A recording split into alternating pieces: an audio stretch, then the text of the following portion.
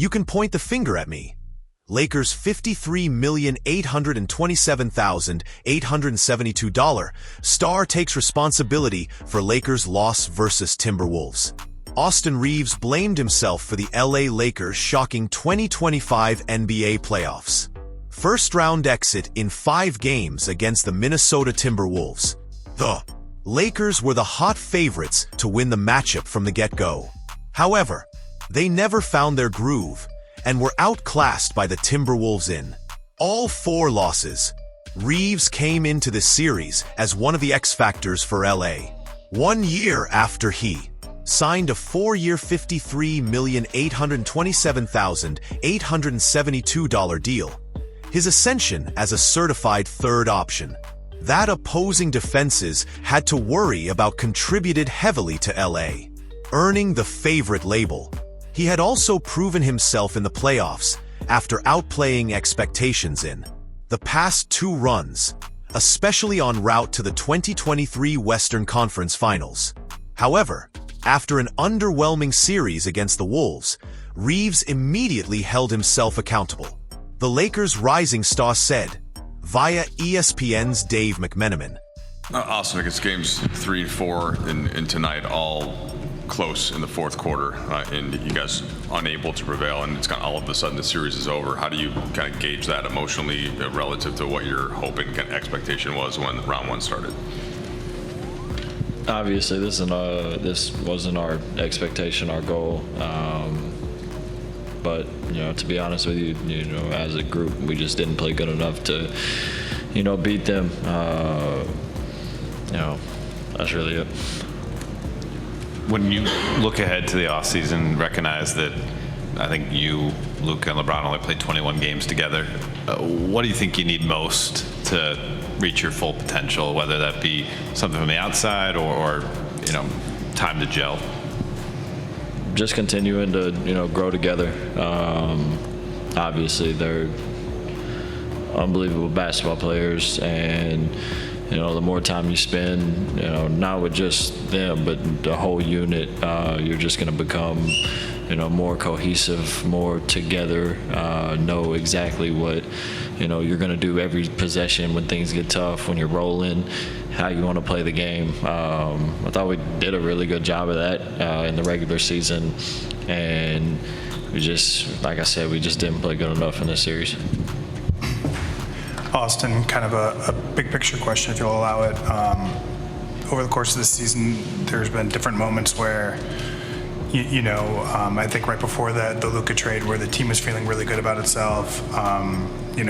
After the Dallas game, where the team was feeling really good about itself and the different version of it. Where do you think it kind of just didn't click fully for you guys? Is there 1 or 2 things you can put your finger on as to say like why maybe that belief went unrealized? I think there was. I really just don't think we played good.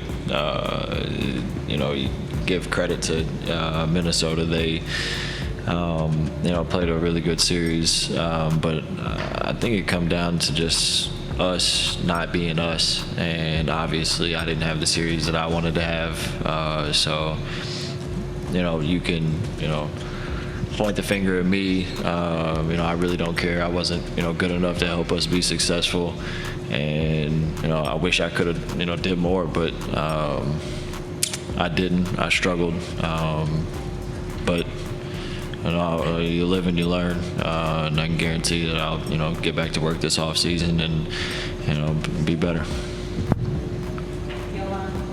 Austin, you just touched on you're playing the series, but taking a step back, how do you view this season overall for you? I know you don't like talking about yourself, but just in terms of your growth and just what you showed this year. I had a lot of fun.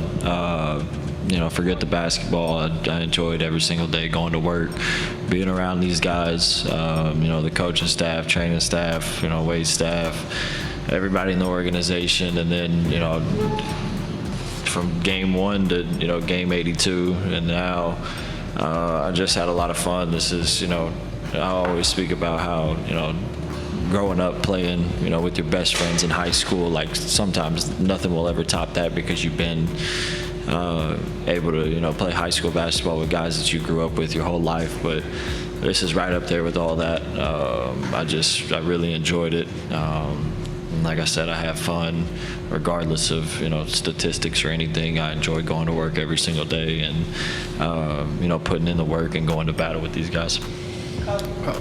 Excuse me, Austin, kind of going back to a question that you were asked earlier, how did the last couple of months, this playoff series, how did I guess inform you of what to work on going to this offseason about what's necessary to complement the LeBron and Luka and the lineups you guys have?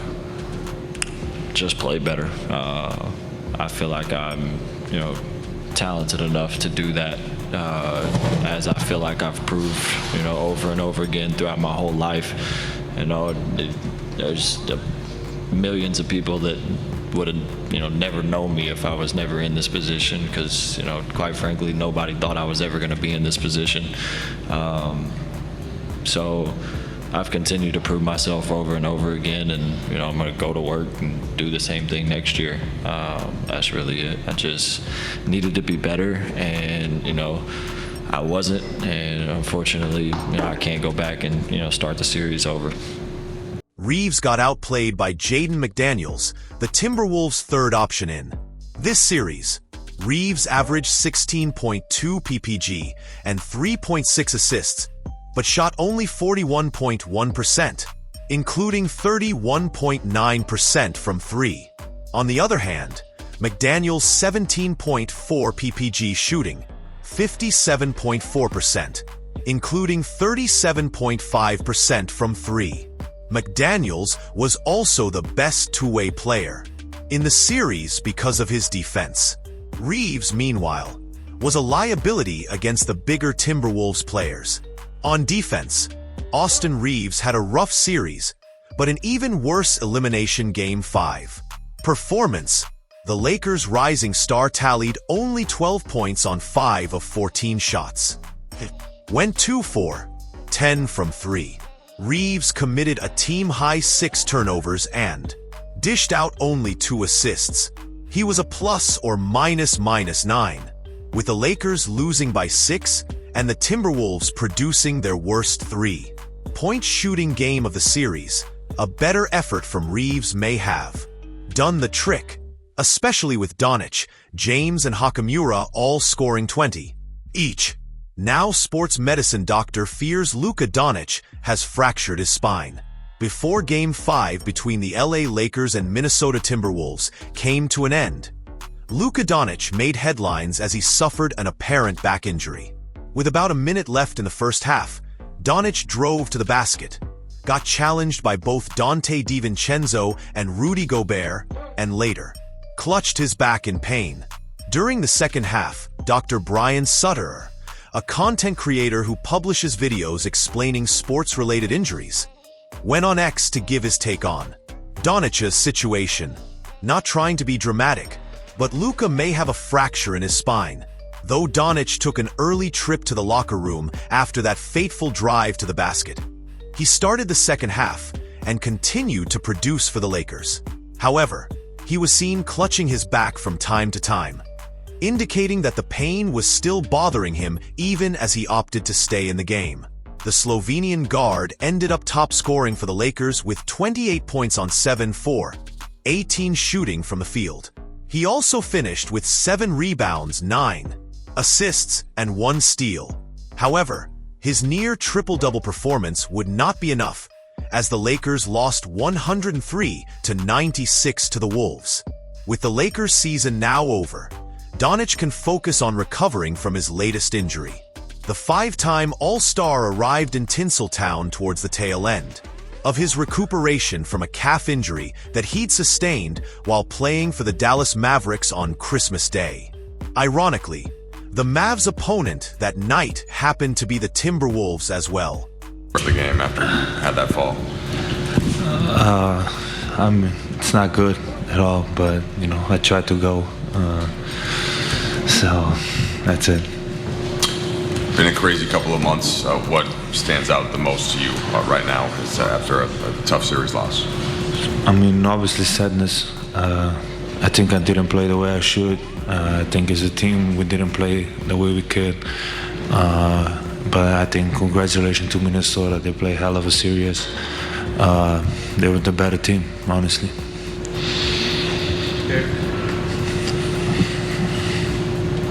You follow up the finals run last year with the first round exit this year, and obviously where you were playing was out of your control. What's your thought process in terms of like what you need to do to reach your goal to win a championship, whether it be your individual contributions or what this team needs to do to get towards that goal? Yeah, I mean there's obviously a lot of different things we can do. I can do.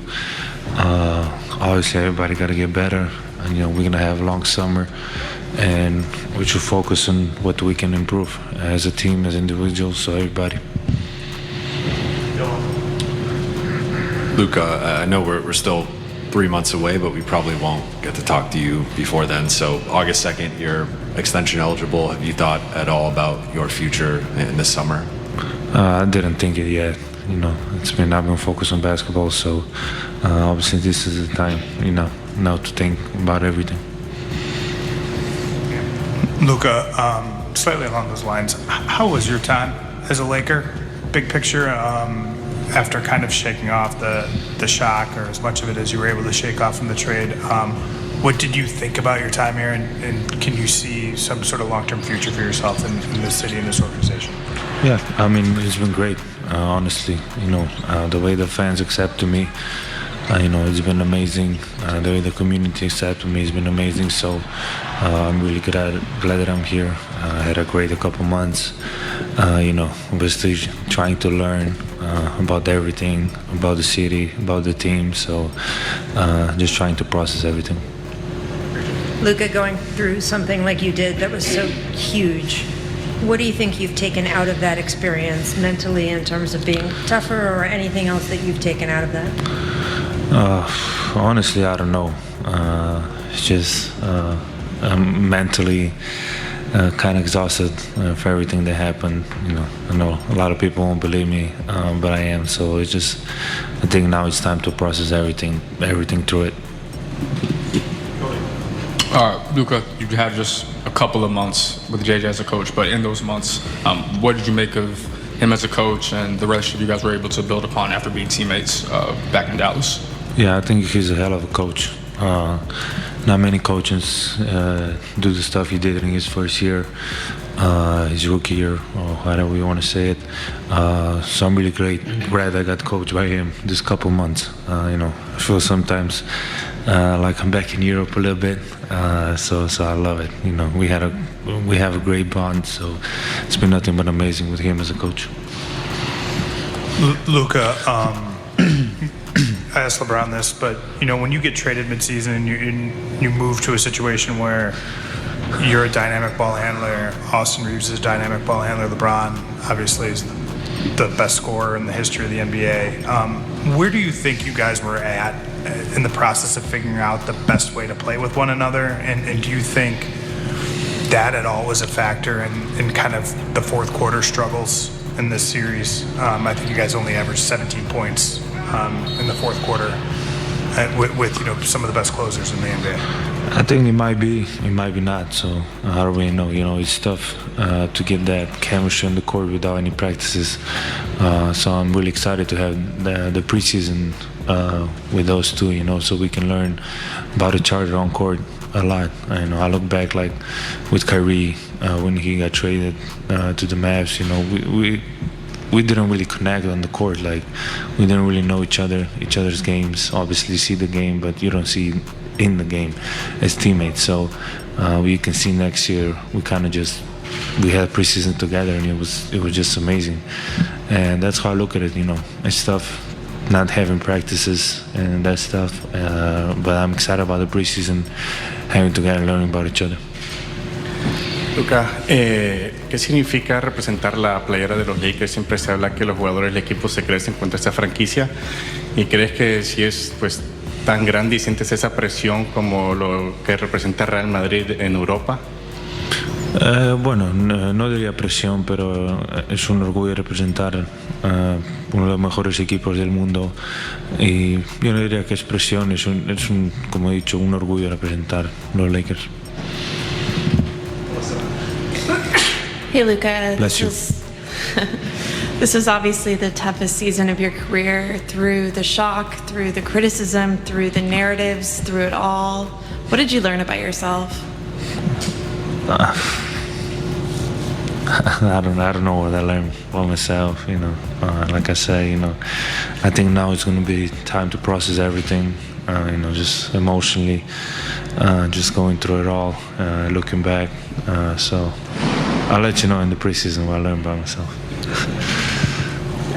Luka, I wanted to zoom in kind of on this actual game. You scored 13 points in that third quarter, kind of helped propel that run that gave the team a second chance there to win the game. What did you see out there that you were able to take advantage of during that period? I think we just, you know, defending well. Then we play with a lot of pace. So I just think of that, you know, we're sharing the ball, we get everybody involved. So I think just that got us that spark. Post-game interview, LeBron James on retirement after Lakers eliminated by T-Wolves. When an NBA history is in the books, LeBron is speaking with Mike and the media. LeBron, you've been through it all in the NBA. Just wonder how you go into an offseason after year 22, you know, when you probably had high hopes heading into the postseason that end abruptly like this. I mean, I don't know. I mean, obviously, for me, since my first NBA Finals appearance, I think in 2007, the moment I got an opportunity to be a part of that and taste that feeling, from there on, every season that I did not make it to the finals or did not win a championship has been a disappointment. So it'd be the same for me, you know. It'd be the same off season of disappointment and unfulfillment, you know, have an opportunity, you know, to play longer and give yourself an opportunity to play for the Larry O'Brien Trophy. So nothing changes for me. The fact that you're going to enter into an offseason on a roster that has Luka Doncic, that secured the number 3 seed in the West in a really tough West this year, what type of thoughts does that give you about your end game, and you know, how many more years will we see you play? I don't know. I don't have the answer to that. Something I sit down with my family, my wife, and my support group, and kind of just talk through it and see what happens, and then just have a conversation with myself on how long I want to continue to play. I don't know the answer to that right now, to be honest. So we'll see. LeBron, kind of too along those lines, did you know, there's belief, and teams always believe to a degree. This team had like that real, it seemed like that real genuine belief. Did that energize you in ways and challenge you mentally and physically in ways that you could see wanting to do more of this, having that opportunity? No. You know, I walk into the practice facility and walk into this arena with high energy all the time, you know, and I just try to spill that to my teammates. I try to spill the belief into my teammates, play as hard as I can, do whatever I can out on the floor while I have the opportunity to do it, but you know, I think the only thing is it's up to me if I want to, you know, continue to play, or how long I want to continue to play. It's ultimately up to me, so it has nothing to do about anybody else.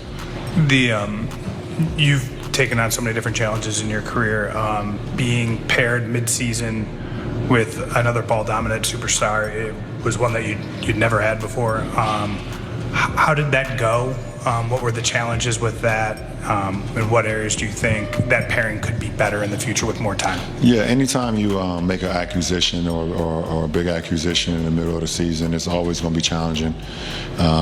You know, and not only for me, but for AR and for the rest of the group on how we're playing. I mean, we went from the ball, wanting to touch the ball in AD's hands, either off pick and rolls or off post ups or off elbow catches. But it started with myself and AR kind of handling the ball handling, and then making sure we got AD the ball. And the whole obviously dynamic changed. When we made the acquisition of Luka to, how can we change our approach to best fit his game, and how can we center our game around his. I think it's always challenging when you make like I said, a big acquisition like that. There's were times where we, obviously didn't look so well, a couple games early on. But I think we kind of figured it out, kind of later in the season. The more and more games we had, I still don't think we had enough time to mesh, but for the time that we had, I thought we ended the regular season very well to, be top 3 in the West. Obviously, we know how tough the West is. I thought that was a good test for us, and, we had some challenges, but I think, ultimately having a guy like that is very dynamic for any franchise. LeBron, how did, I think it was the final 12 games you guys played when you had your full unit after you returned, how did the end of the regular season, but also this series inform, from a team-wide perspective, the areas of improvement for next season? I don't know. I mean, obviously, we don't even, listen, it's a business too, so you don't know what the roster will look like next year, besides the guys that's locked into contracts. So we don't think about myself. So I don't know what the roster will look like. I don't know what I'm, where I stand right now. But I think whatever happens, I think JJ is going to continue to grow. I thought he had a hell of a rookie campaign for a rookie coach, and it's a lot different being a rookie coach. It's already hard being a rookie coach in the NBA, and it's a hell of a lot harder being a rookie head coach coaching the Lakers. It's a whole nother ball game. And I thought he handled it extremely well. I thought he just learned every single day. He held us accountable. He pushed us. I thought JJ and his coaching staff were great throughout the whole season. And that was pretty cool. So that's one thing for sure that you guys know for sure that would be. And here is a great coach, up and coming coach that would be great for many, many years. Last two, we're going to end with Jovan and Melissa. LeBron, basically from mid-January on, right when AD got injured, you guys started playing a lot of centerless basketball, and that required a lot from you and Doe and Rui and then Vando once he got back. Just from a physical, taxing standpoint, how tough was that for the last 3.5 months to play that style, and do you feel like that caught up at all in this series? No comment. I'll never say that because my guy AD said what he needed, and then he was gone the following week. So I got no comment. I put that uniform on every night. I gave everything I had, and that's all that matters. Melissa, last question. Hey, Bron. With everything that you've accomplished, where does playing alongside your son rank, especially considering everything that he's overcome? Number one, for sure. That's easy. That's not even close. I mean, to be able to play the game that I love and to be able to be along my son this whole year has been one of the most gratifying, satisfying journeys I've ever been on, just to see his growth from the moment he was drafted when we were all in New York at the draft party to seeing him in Summer League, struggle early on in Summer League and pick it up towards the end, to get on the floor with him in preseason for the first time. I believe it was in Palm Springs, to getting on the court versus this Minnesota team, game 1. And just to see what he was able to do every single day by just channeling his mind and his work, just putting in the work and just seeing how much he grew from, like I said, the moment from he was drafted to, doing what he was doing in the G, getting opportunities with us. Super proud of the shortcomings that he had when we played in Philly. I thought that built so much character. And it showed when we sat out a lot of guys at that home game when we played Milwaukee. And I just thought that he has a bright future because not only can he play the game of basketball, he's just and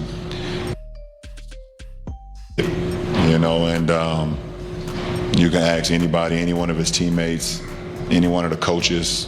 He's just a joy to be around.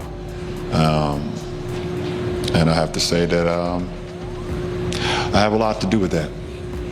Appreciate it. JJ Redick responds after Lakers get eliminated by Timberwolves in 5.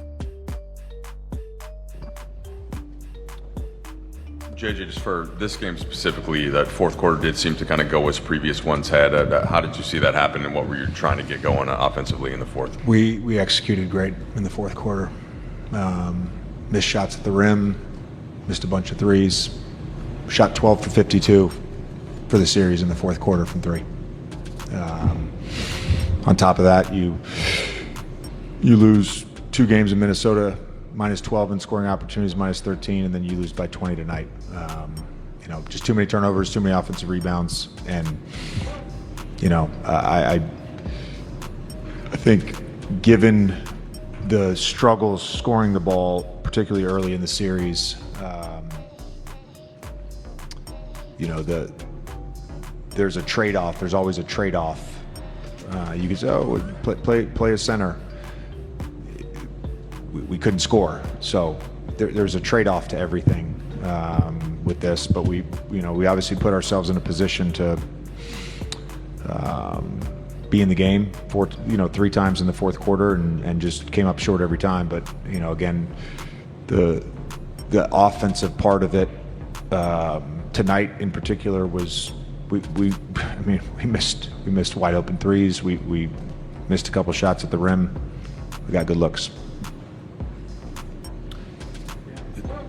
Go ahead, Mike, if you have a follow-up. No, go ahead. JJ, kind of going into this series, I think one of the thoughts was that because you guys had LeBron and Luka in close games, particularly on the stretch, like these are 2 of the best closers of all time. Did you see signs that their chemistry maybe in the fire wasn't where it needed to be in terms of, kind of one guy going, one guy not going? Were they together enough? Or was it kind of what you'd expect considering this team changed in mid-February, or early February, sorry? Yeah, we played 13 games with our playoff rotation in the regular season. Bron and Luka obviously played more than that together, but these things take time. Luka just went through it in Dallas with Kyrie, and doesn't happen overnight. We obviously wished that I wouldn't call it chemistry because they have chemistry, but that part of it we could figure out better, and we were, I guess, in a better place and more comfortable with that in the fourth quarters of playoff games. But that partnership and that relationship is more than solid. What was your message to the team after the game tonight? I think there's always a mix of disappointment and gratitude, but certainly disappointed and not something that I ever envisioned with this team. Having to go in and talk to them, after losing the first round, but give Minnesota a lot of credit. They're a really good basketball team, and I think our guys played hard enough and did all the right things. We tried to make it work with what we had and came up a little short. JJ, how's Luka's back doing, and what did you see from him in terms of trying to just gut it out in the second half? I assume it's tight. I don't know. I know he could play. Obviously, he had some some good stretches there in the second half, scoring the basketball. You went with Kleber tonight. Kind of didn't show your cards pregame about that. What was the thinking there, and what do you think he gave you after not playing like 3 months? Yeah, I mean, just played 3 minutes in the first half and whatever 3 minutes in the second half. We knew it was going to be spot minutes. He obviously had a very tight minute restriction, but just positional size. He's also just an incredibly intelligent player. I thought it's similar to Doe, where the things that he does at a high level don't always show up in a box score. But obviously would have loved if you'd made that corner three, but wasn't the only one that missed corner threes in the fourth quarter. Missed the first, I think, maybe 1 or 2 questions, so sorry if this were asked, but Rudy, he was getting the offense on offensive glass throughout the series, but tonight it seemed like he was able to convert more of his shots near the rim. What were you seeing that I guess led to that, his more success on the He's inside? really big. I mean, he's really big. It's one thing if he's the only one down there, and it's another thing if there's multiple crashers. And they all have the license to crash. McDaniels, DiVincenzo in particular, Randall as well. But McDaniels and DiVincenzo are crashing nearly every shot, so you have to account for them. Plus, Gobert's just bigger than everyone. Hey JJ, obviously emotions are raw right now, but third seed finish obviously didn't end the way you wanted it to. But on a personal level, how would you evaluate your first season as head coach of this team? I'll use my own thoughts to evaluate myself, and I'll use what my players say and what my coaching staff says to evaluate. But I know I can be better, and I know I will get better. I don't necessarily take any satisfaction from how the year went. That's not to say I'm not proud of what the group was able to do and how we were able to figure things out on the fly and put ourselves in a position to have home court in the first round. But there's always ways to get better, and I can get a lot better.